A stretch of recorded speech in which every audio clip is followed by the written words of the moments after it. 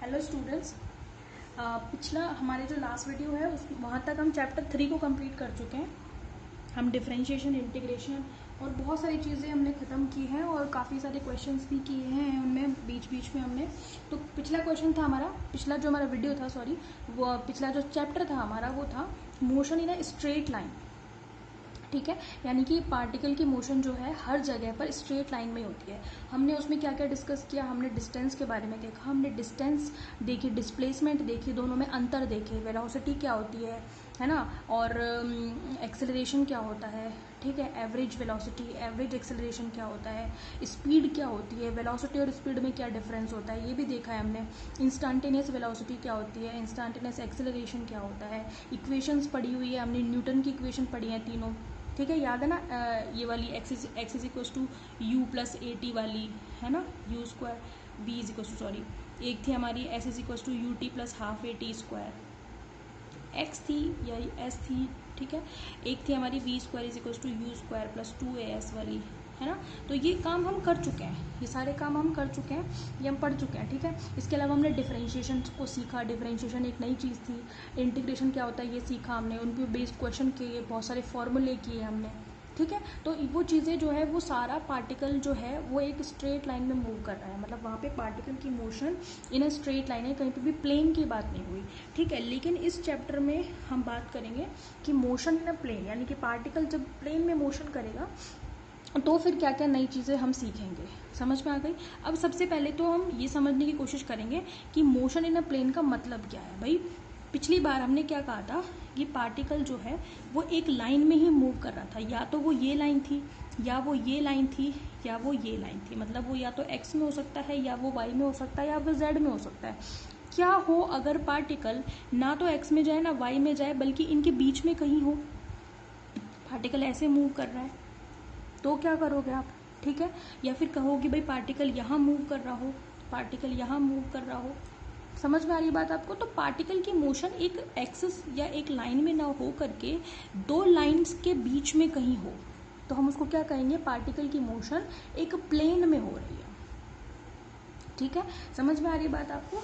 तो पार्टिकल जो है इस तरीके से कहीं जा रहा है, जैसे कागज है, कागज एक प्लेन है, उसमें पार्टिकल की मोशन हो रही है, तो आप उसको क्या कहोगे, प्लेन में। या फिर कोई पार्टिकल है वो ऐसे जिगजैग मूव कर रहा है, टेढ़ी मेढ़ी गति कर रहा है, तो उसमें वो एक लाइन में मोशन ना करके ऐसे टेढ़ी मेढ़ा जा रहा है, सीधा तो जा नहीं रहा है एक स्ट्रेट लाइन में, बल्कि वो एक टेढ़ा मेढ़ा ऐसे मूव कर रहा है, तो आप क्या कहोगे कि पार्टिकल की मोशन कैसी है, प्लेन मोशन है, प्लेन में मोशन कर रहा है वो, समझ में आ गई। तो पार्टिकल जहाँ एक लाइन में मूव ना करके दो लाइनों के बीच में कहीं एक प्लेन में मूव करे, या एक तल में मूव करे, या सरफेस में मूव करे, तो उसको क्या बोलते हैं, मोशन इन अ प्लेन, ठीक है। चलो मोशन इन अ प्लेन को हम बहुत ही ज़्यादा डिटेल में पढ़ेंगे, आगे बहुत सारी चीज़ें पढ़ेंगे, हम सर्कुलर मोशन पढ़ेंगे, हम प्रोजेक्टाइल मोशन पढ़ेंगे, अलग अलग तरीके की मोशन पढ़ेंगे जो कि एक प्लेन में होती है, ठीक है। उससे पहले हम मोस्ट इंपॉर्टेंट पार्ट शुरू कर रहे हैं, और वो है आपका वेक्टर्स, स्केलर्स एंड वेक्टर्स, ठीक है। मोस्ट इम्पॉर्टेंट टॉपिक है फिजिक्स का। तो आपका फर्स्ट जो इसमें टॉपिक आता है वो आता है स्केलर्स एंड वेक्टर्स, ठीक है। कि स्केलर क्या होते हैं, वेक्टर्स क्या होते हैं, इनके बारे में हम बात करेंगे। मैंने आपको कहा भी था, एक जगह जरूरत पड़ी थी तो मैंने आपसे कहा था कि जब ये चैप्टर शुरू होगा स्केलर वेक्टर वाला, तो वहाँ मैं आपको डिटेल में बताऊंगी कि स्केलर क्या होते हैं, वेक्टर क्या होते हैं, ठीक है। ओके, तो सबसे पहले हम कहेंगे कि कोई भी फिजिकल क्वांटिटी जो है वो दो तरीके की होती है, वैसे तो दो की नहीं होती, तीन तरीके की होती है, लेकिन आपके सिलेबस में नहीं है, मतलब आपके लेवल पे नहीं है वो तीसरी क्वांटिटी, टेंसर्स होती है, और वो हम पढ़ते हैं बीएससी लेवल पे, ठीक है, वो आपके लेवल का नहीं है। तो आप तो यही पढ़िए कि फिजिकल क्वांटिटीज़ दो प्रकार की होती हैं, दो तरीके की होती है, एक होती है स्केलर और दूसरी होती है वेक्टर्स, ठीक है।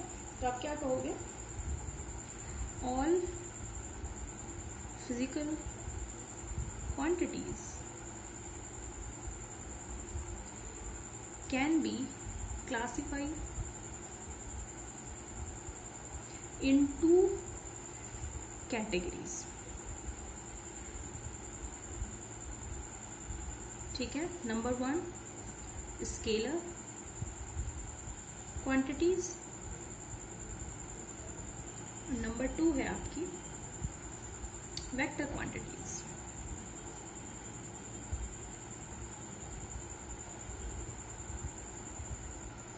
समझ में आ गई बात आपको? तो क्वांटिटीज आपकी दो तरीके की होती है, स्केलर क्वांटिटी या फिर वेक्टर क्वांटिटी। नंबर फर्स्ट हम देखेंगे कि स्केलर क्वांटिटी क्या होती है। हिंदी में हम इन्हें बोलते हैं अदिश राशियां। अदिश नाम से ही पता चल रहा है, अदिश मतलब जिनमें दिशा नहीं हो।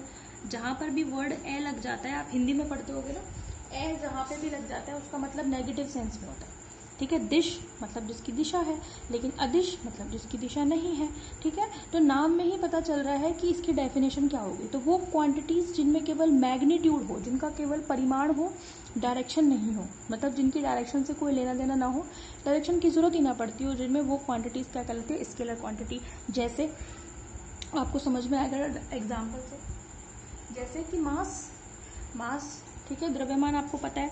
आप किसी दुकान पे जाते हो, कहते हो कि मेरे को 5 किलो चीनी दे दो, तो सिर्फ आप मैग्नीट्यूड ही तो बताते हो कि 5 किलो देनी है, 10 किलो देनी है, 500 ग्राम देनी है, 50 ग्राम देनी है, 100 ग्राम देनी है। तो आप केवल क्या बता रहे हो, मैग्नीट्यूड मतलब परिमाण, मतलब नंबर बता रहे हो कितनी देनी है आपको। क्या आप ये कहते हो कि मुझे 5 किलो चीनी इस दिशा में दे दो? कहते हो क्या आप? ऐसे कहते हो क्या 5 किलो चीनी मुझे पूर्व दिशा में या पश्चिम दिशा में या उत्तर दक्षिण में दे दो? नहीं कहते ना।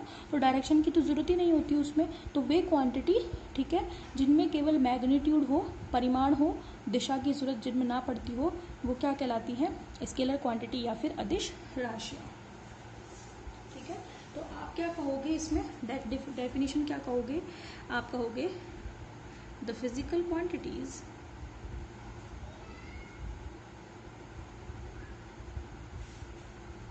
that can be completely specified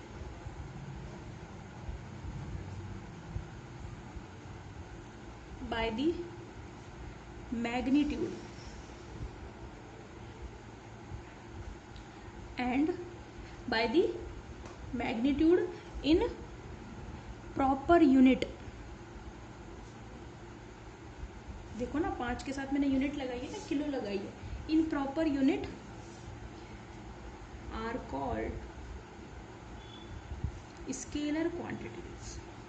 मतलब जिन राशियों को डिस्क्राइब करने के लिए केवल मैग्नीट्यूड यानी कि परिमाण की जरूरत पड़ती हो, किसमें, किसी भी पर्टिकुलर प्रॉपर यूनिट में।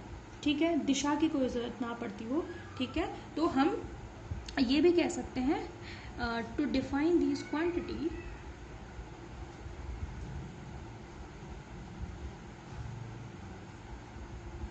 Direction is not required.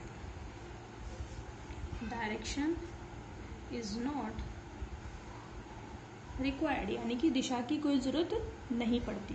तो वो क्या कहलाती है, आपकी स्केलर क्वांटिटीज कहलाती है। फॉर एग्जाम्पल क्या क्या हो सकती हैं इसमें, जैसे अभी मैंने बताया मास यानी कि द्रव्यमान, इसके अलावा एनर्जी, एनर्जी की कोई डायरेक्शन नहीं होती। इसके अलावा डेंसिटी है ना, इसके अलावा आपने पढ़ाया अभी पिछले ही चैप्टर में डिस्टेंस, डिस्टेंस की कोई डायरेक्शन नहीं होती। स्पीड, स्पीड की भी कोई डायरेक्शन नहीं होती। वहाँ पे मैंने बताया था, वहाँ पे मैंने साफ साफ जहाँ डिस्टेंस और डिस्प्लेसमेंट में अंतर बताया आपको, वहाँ बताया है कि डिस्टेंस स्केलर क्वांटिटी होती है और उनको दिखाने के लिए वेक्टर की जरूरत नहीं पड़ती, डायरेक्शन की जरूरत नहीं पड़ती।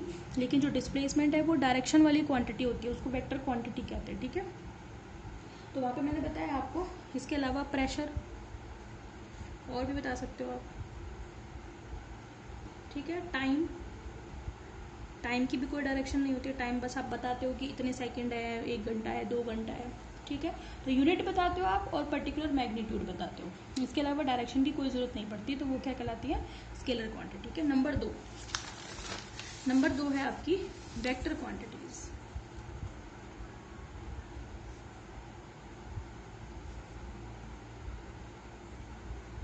सीधा सीधा मतलब है वो क्वांटिटी जिनको डायरेक्ट मैग्नीट्यूड के साथ साथ दिशा की भी जरूरत पड़ती है। ठीक है, यानी कि जिनकी डायरेक्शन भी इंपॉर्टेंट हो। इनको हिंदी में बोलते हैं सदिश, मतलब जिनकी दिशा भी जरूरत हो। आपको मतलब समझ में आए ठीक से, इसलिए मैं हिंदी में भी बता रही हूँ इसका, है ना। चले, ओके, तो आप इसको क्या कहोगे, the quantities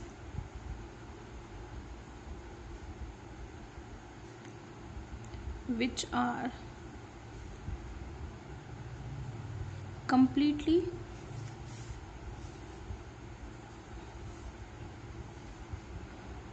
defined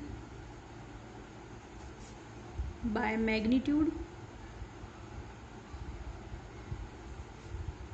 as well as direction also,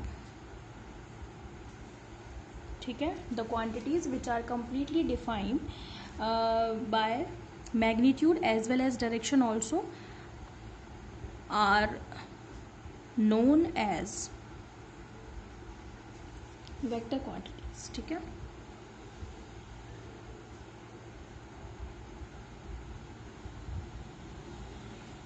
ठीक है, यानी कि जिनको कंप्लीटली डिफाइन करने के लिए, पूरी तरीके से परिभाषित करने के लिए परिमाण के साथ साथ दिशा की भी जरूरत पड़ती है, वो क्या कहलाती है? वेक्टर क्वांटिटीज कहलाती है, ठीक है। जैसे फॉर एग्जांपल, जैसे पिछले ही चैप्टर में पढ़ा है हमने डिस्प्लेसमेंट, हमने बताया था वहाँ पे कि इसके लिए डायरेक्शन की जरूरत पड़ती है लेकिन डिस्टेंस के लिए नहीं पड़ती है, ठीक है। डिस्प्लेसमेंट के अलावा वेलोसिटी, स्पीड के लिए नहीं पड़ती है डायरेक्शन की जरूरत, है ना, लेकिन वेलोसिटी के लिए पड़ती है, ठीक है। एक्सेलरेशन, ये भी हम पिछले चैप्टर में पढ़ चुके हैं और ये एक वेक्टर क्वांटिटी होती है। इसके अलावा वेक्टर तो बहुत सारी है, फोर्स वेक्टर क्वांटिटी होती है, फोर्स, ठीक है। इसके अलावा मोमेंटम, मोमेंटम क्या होता है? मास इनटू वेलोसिटी पढ़ा है हमने, तो वेलोसिटी अगर वेक्टर क्वांटिटी है तो मोमेंटम भी होगी वेक्टर क्वांटिटी, ठीक है, मोमेंटम होती है, ठीक है। इस तरीके से आपकी ये सारी क्वांटिटीज क्या है। और देख लो, आपने एक और पढ़ा है एंगुलर मोमेंटम, एटसेट्रा, ठीक है। तो ये सारी क्वांटिटीज क्या होती है, इनमें डायरेक्शन की जरूरत पड़ती है। आपको पता है वेलोसिटी इतनी पूर्व दिशा में इतना वेग है उसका, ठीक है। मैं गाड़ी चला के जा रही हूँ इतने एक्सेलरेशन से, 10 मीटर पर सेकंड स्क्वायर एक्सेलरेशन से इस डायरेक्शन में जा रही हूँ, फोर्स लगा रही हूँ इस दिशा में लगा रही हूँ, 5 न्यूटन का बल इस दिशा में लगा रही हूँ। आप किसी बक्से को धक्का दे रहे हो तो किसी डायरेक्शन में धक्का दे रहे हो तो डायरेक्शन है वहाँ पे, तो वहाँ पे उस पर्टिकुलर क्वांटिटी को डिफाइन करने के लिए आपको डायरेक्शन भी चाहिए। मोमेंटम है, मोमेंटम है वो किससे मिलेगा? वेलोसिटी से मिलेगा। तो वेलोसिटी अगर एक वेक्टर क्वांटिटी है तो मोमेंटम भी क्या होगी? एक वेक्टर क्वांटिटी। एंगुलर मोमेंटम क्या है? एंगुलर मोमेंटम है पार्टिकल को रोटेट करा रहे हो, पार्टिकल एक प्लेन में लाइन में मूव नहीं कर रहा बल्कि वो घूम रहा है, ठीक है। जैसे अगर मैंने एक कोई भी चीज़ ली और वो गोल, जैसे बक्से को ही मैं गोल घुमा रही हूँ, तो मैं बक्से को घुमा रही हूँ वहाँ पे, तो मेरा जो डिस्प्लेसमेंट है वो है एंगुलर डिस्प्लेसमेंट, वेलोसिटी है एंगुलर वेलोसिटी, और जो मोमेंटम है वो है एंगुलर। एंगुलर मतलब जहाँ पे एक कोण बने। कोण कैसे बनेगा? जब घूमेगा। मैं इस तरीके से हाथ घुमा रही हूँ तो मैं यहाँ पे कोण बना रही हूँ, एक एंगल बना रही हूँ, ठीक है। तो घुमाने के लिए मुझे ज़रूरत पड़ेगी, तो वो क्या कहलाएगा? एंगुलर मोमेंटम या एंगुलर वेलोसिटी या एंगुलर डिस्प्लेसमेंट, ठीक है। तो अगर नॉर्मल जो डिस्प्लेसमेंट है वो तो है एक लाइन में, जैसे ये चींटी है या कोई पार्टिकल है या कोई भी कीड़ा है, वो इस डायरेक्शन में जा रहा है तो डिस्प्लेसमेंट हुआ या डिस्टेंस हुई, वो कुछ भी हुआ, लेकिन वो एक लाइन में हुई, ठीक है। कुछ भी वेलोसिटी होगी, कुछ भी डिस्प्लेसमेंट चलेगा, कुछ भी एक्सेलरेशन होगा, ठीक है, कुछ भी मोमेंटम होगा। तो ये तो मोमेंटम p है ना, तो ये तो है लाइन में। लेकिन अगर यही चीज़ें किसी एंगल में हो, घूम रहे, जैसे आप गाड़ी चला, कोई भी बच्चा गाड़ी चला रहा है या फिर कोई भी आपने गाड़ी चलते हुए देखी होगी, चौराहे पर जब गाड़ी घूमती है तो डिस्प्लेसमेंट तो वहाँ भी है, दूरी तो आप वहाँ भी चलते हो, लेकिन उसको नॉर्मल डिस्प्लेसमेंट या डिस्टेंस ना कह करके एंगुलर बोला जाता है। क्योंकि आप एक चौराहे पर सभी ने गाड़ी घूमती हुई तो देखी होगी ना, तो वो कैसे घूमती है, वहाँ पे जब वो घूम रही है तो वो एंगल बना रही है, वो एक लाइन में नहीं चल रही। नॉर्मली रोड पे चल रही है तो वो लाइन में चल रही है, लेकिन वो जब चौराहे पर घूम रही है तो वो क्या कर रही है, वहाँ पे एंगुलर, वहाँ पे जो भी डिस्प्लेसमेंट होगा वो एंगुलर होगा, जो भी डिस्प्लेस वेलोसिटी होगी वो एंगुलर होगी, एक्सेलरेशन एंगुलर एक्सेलरेशन कहलाएगा, और जो मोमेंटम होगा वो एंगुलर कहलाएगा। उनको दिखाने के तरीके अलग होते हैं। जैसे एंगुलर डिस्प्लेसमेंट को दिखाते हैं थीटा से। किससे? थीटा से, क्योंकि वहाँ पे एंगल बन रहा है ना, एंगुलर डिस्प्लेसमेंट होगा थीटा। एंगुलर वेलोसिटी को दिखाते हैं हम किससे? ओमेगा से, ठीक है। एंगुलर एक्सेलरेशन को दिखाते हैं एल्फा से, एंगुलर मोमेंटम को दिखाते हैं एल से, कैपिटल एल से। और ये सब, ये वेलोसिटी एक्सेलरेशन, ये सब वेक्टर क्वांटिटी हैं। बात समझ में आ गई? मतलब इनकी दिशा। लेकिन एंगल तो वैसे भी डायमेंशन लेस होती है, हमने फर्स्ट चैप्टर पढ़ा था तो वहाँ पे क्लियर किया था मैंने कि डिस्प्लेसमेंट की, सॉरी, ये एंगल की कोई डायमेंशन नहीं होती, ठीक है। तो ये तो डायमेंशन लेस क्वांटिटी है, यूनिट होती है डिग्री या रेडियन, पर डायमेंशन नहीं होती है, ठीक है। अब ऐसे यहाँ पे ये वेक्टर है, ये वेक्टर है, ये वेक्टर है, ये वेक्टर है, सब वेक्टर है। बात समझ में आ गई। तो इस तरीके से आपके स्केलर क्वांटिटी और वेक्टर क्वांटिटीज़ हो जाती है यहाँ पे। वेक्टर क्वांटिटीज़ को भी फिर आगे दो पार्ट्स में डिवाइड करते हैं, एक्सियल और क्या नाम से पोलर वेक्टर्स में, जिनके बारे में मैं आपको बता दूंगी, है ना। आ जाती है, कभी कभी पूछ लेते हैं पेपर में, तो वो भी आपको डिफाइन कर देंगे। इस तरीके से हमारे आगे वेक्टर का पूरा डिस्क्रिप्शन चलेगा आगे का, ठीक है। Okay, thank you.